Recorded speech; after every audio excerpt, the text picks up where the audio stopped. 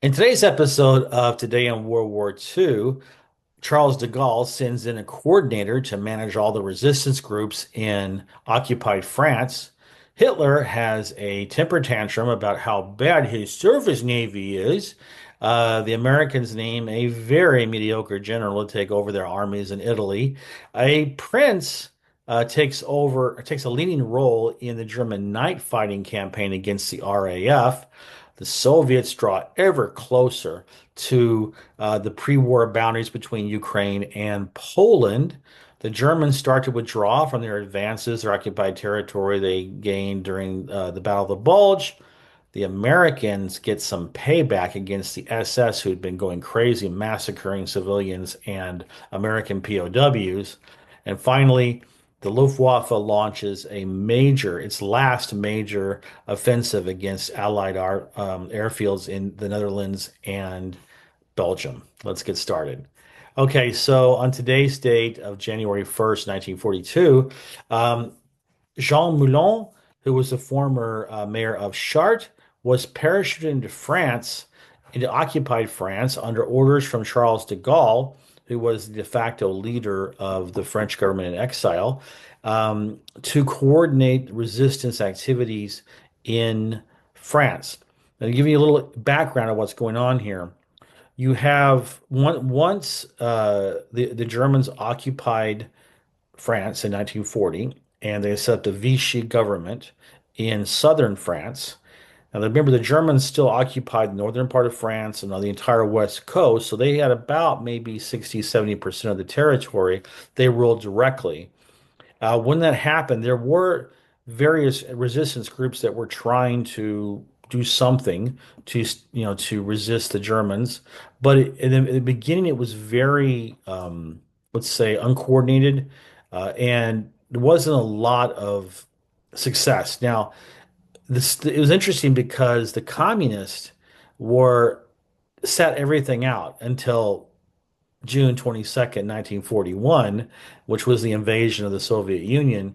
Then all of a sudden they started saying death to Hitler before they set it out because they were under orders from Stalin not to make any waves against the Germans because they were still kind of allies, or at least they had a mutual beneficial relationship.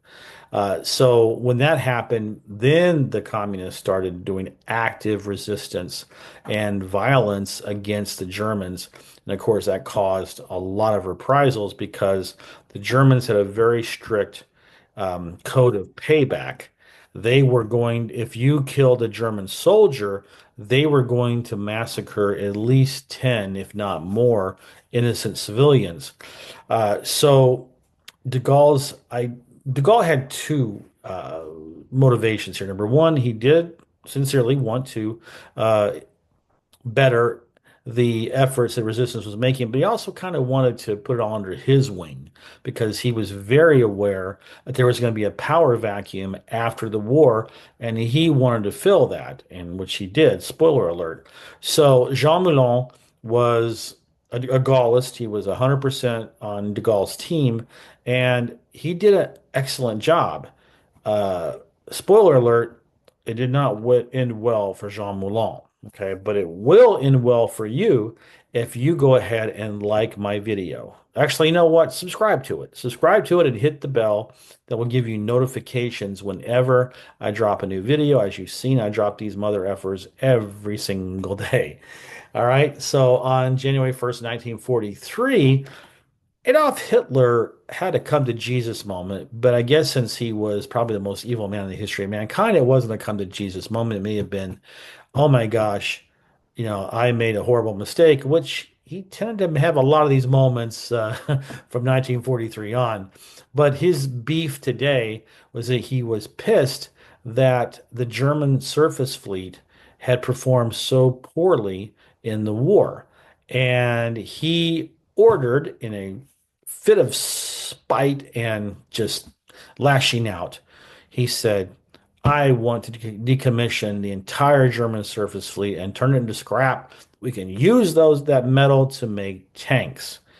Um, Now, I find it hard to believe that Hitler would make an emotional decision that would end up having bad repercussions to the Germans.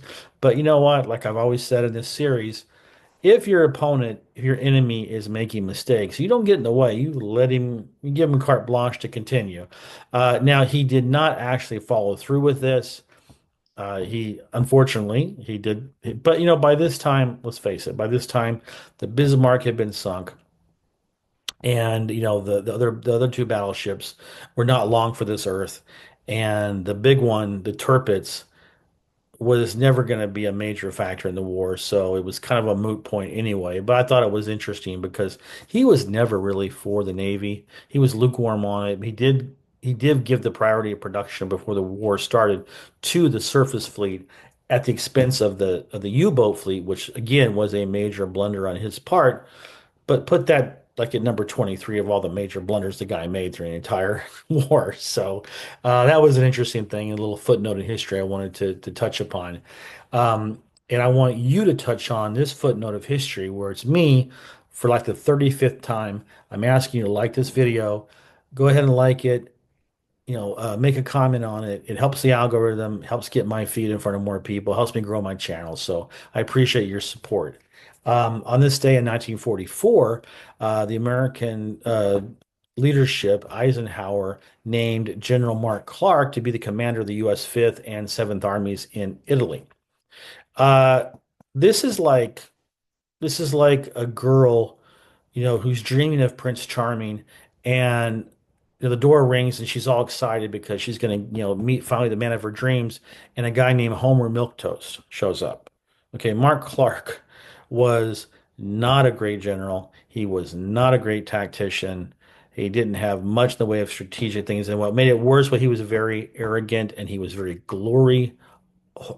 a glory whore, and he was very jealous that he was not chosen to be involved in the Normandy invasion. That went to Bradley, that went to Patton. He ended up being what essentially became a backwater front once the invasions were going to happen later that year, and uh, his whole being was wrapped up in getting to Rome first before the invasion happened. A lot of good GIs died because he was not a good general and he just kept pushing and pushing and pushing. He didn't care about casualties. So, not a great day, not a great decision by Eisenhower to make this guy head of the Italian theater for the American Army. On January 1st, 1944, a Luftwaffe pilot became the commanding officer of probably the best night fighter squadron of the war. His name was Heinrich Prinz zu Wittgenstein. His name was Prince. He's not really a prince, but that's, very, very much an aristocratic name. Although obviously the aristocracy was long gone by this time in the war. But anyway, he was an interesting character. The reason why I brought him up was obviously I like his name, but second of all, he had a very unique approach to night fighting. It was very effective. He shot down a lot of RAF bombers who, remember, they only bombed at night. He did not fly a fighter. He flew a German bomber, a Ju-87, and it was bomber to bomber warfare. That was bomber side, and he was very effective. And I guess the reason is that the German bomber could keep up speed wise with the German, or excuse me, the British Lancasters and Manchesters. But it had more armament. It could stay in the air longer. It could do more damage, and it did. And I always wondered why, the Allies never thought of that. Their night fighters were fighters. So I thought that was an interesting footnote in history. They started doing, they used those tactics very successfully. Of course, again, they were overwhelmed by Allied armaments and Allied soldiers and airplanes and tanks and so forth. They could not destroy more than what were being produced and given to the armies every single day. But it was a good defense. It was a good tactic, and I wanted to talk about that. Now, on January 1st, 1944, the Soviets got within 30 miles of the pre-war border between Poland and Ukraine. Ironically enough, by this time, Poland did not exist. It would not exist as a free country until the reunification, until the 90s when the wall fell down, the Berlin Wall fell down, and the Iron Curtain fell. But we still refer to the borders anyway as something that did not exist at this time. My point in talking about this is the fact that 1944 was a disastrous year on the Eastern Front for the Germans, and this was just the start of it. I mean, the Soviets are going to do a major offensive all the way from the Leningrad front down through central White Russia, Belarus, into Ukraine, into the Baltics, not the Baltics, but Romania, Bulgaria, and so on and so forth. And the Germans had, and the Germans lost millions of soldiers. Would lose would take those kind of losses in this offensive. And this was just the start. This was just January 1st, so they were already in a world of hurt. And they after Stalingrad, after the disaster at Kursk, they just did not have it. It was just a matter of time. I'm surprised it lasted as long as they did. And on January 1st, 1945, the Germans finally began to withdraw from the Ardennes Forest, where they had attacked in mid-December in an attempt to cross the Meuse River, take Antwerp, and drive a wedge between the American armies and the British armies. And somehow that was going to break up the alliance. Again, another fantasy move by Hitler. But this time they started their withdrawal. They knew they couldn't win. They didn't take any of the fuel dumps they needed to do to keep their offensive going. Hitler once again underestimated the American soldiers' will to fight. He never thought the Americans would fight. This was almost 100% a American battle, the Battle of the Bulge, and we kicked their butts. And this was reality setting in. On the same subject, on January 1st, 1945, U.S. troops massacred about 80 SS prisoners at Chinon, Belgium. Now that was interesting because remember the context of this. The leading divisions that were dealing out the punishments in that offensive were the SS divisions, and they were not taking prisoners. If you remember earlier in this channel, I talked at great length about how they had massacred around 50 plus American POWs in Malmedy, Belgium, just lined them up in the snow and just mowed them down with machine guns. It wasn't just the American troops, they also were massacring Belgian citizens right and left. And the Americans just had enough and said, you know what, they just lined up 80 SS prisoners and just shot them. And under the circumstances, I don't blame them at all. And finally, on January 1st, 1945, the Luftwaffe launched its last major air offensive against the Allies in the Western Front. They sent about 800 fighter aircraft and bombers, and their goal was to attack the Allied planes that were on the ground, that were snowed in by the weather. And their idea was they were going to wipe out most of the Allied Air Force locally and be able to reestablish air superiority over the Western Front.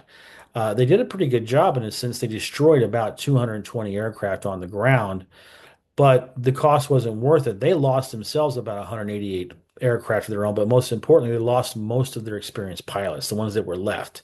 So the quality wasn't that great of the German Luftwaffe anyway. By this time, they didn't have any rotations.